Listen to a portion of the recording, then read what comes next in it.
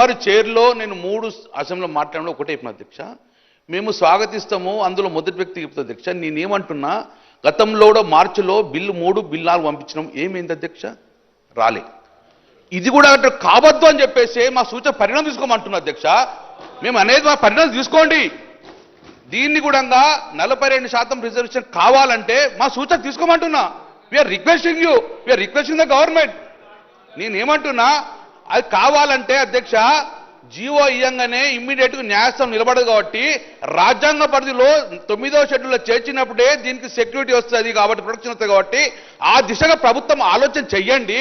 మేము ముందుంటాము, మీరు మమ్మల్ని పెట్టుకో, మేము రమ్మంటే మేము వస్తాము. మేము ఏదైతే జయలలిత గారు ఏ రోజైతే ప్రొటెక్ట్ చేసుకున్నారో ఆ రోజు ఎట్లా చేసినామో సేమ్ అట్లా చేద్దామని మేము ఎక్కువ చెప్తున్నాము. పిల్లికి చాపనార్థాలు పెడతామే మేమేమంటాము, ఈ బిల్లు పాస్ కావాలి, తర్వాత జీవో రావాలి, జీవో ఇంప్లిమెంటేషన్ ఎలాంటి న్యాయ వ్యవస్థకు ఇబ్బంది లేకుండా ఇంప్లిమెంటేషన్ కావాలని కోరుకుంటున్నాం అధ్యక్ష. కావాలంటే ఇగో ఈ సూత్రం పాటించండి. తమిళనాడు పాస్ చేసుకున్నది, బీహార్ ఫెయిల్ అయింది కాబట్టి మనం బీహార్ దిశలో పోవద్దు, తమిళనాడు దిశగా పోవాలి అంటే డెడికేటెడ్ కమిషన్ యాక్ట్ 1950 ప్రకారము అట్లా వేయండి. ఇంకా సమయం ఉన్నది, తొందర ఏం లేదు. దయచేసి మీరు మళ్ళీ ఒక్కసారి చెప్తున్నాను, ఆ ప్రకారం కోని నేను గౌరవ ఎల్ఏ మినిస్టర్ గారు నేను చెప్తున్నాం, మనం న్యాయ వ్యవస్థ కోసం మేము ఉన్నప్పుడు మీరు సుప్రీంకోర్టులో మీరు పోయింది నేను చూసిన అధ్యక్ష. మన తెలంగాణ బిడ్డ రాజేంద్ర గారిని కూడా ఆదిలాబాదు మన ఐఏఎస్ ఆఫీసర్ అక్కడ G8 ఉన్నారు, వాళ్ళని పిలిపించారు అధ్యక్ష. వాళ్ళు కూడా క్లియర్గా బీహార్లో G8 ద్వారా ఇవ్వడం వల్ల కోర్టు కొట్టేసింది.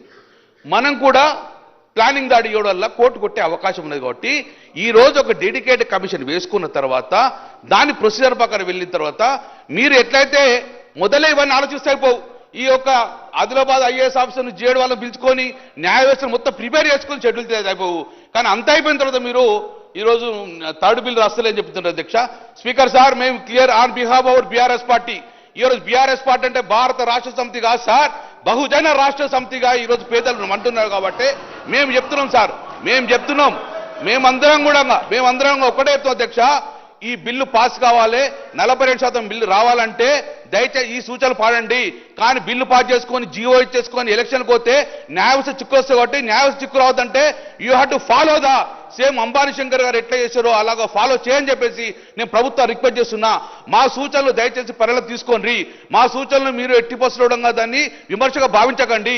ఇది ఒక్క గంగుల కమల విషయం కాదు, కోట్లాది 2 కోట్ల మంది బీసీల యొక్క భవిష్యత్ తరము.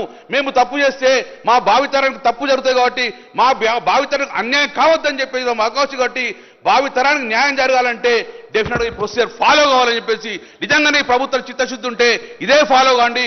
కానీ డెఫినెట్గా జీవో ఇచ్చిన తర్వాత మేమే చేయము, న్యాయ వ్యవస్థ చిక్కొచ్చిందని మాత్రము డెఫినెట్గా కాంగ్రెస్ పార్టీ మూల్యం చెల్లించక తప్పదని చెప్పడం మేము చెప్తాం.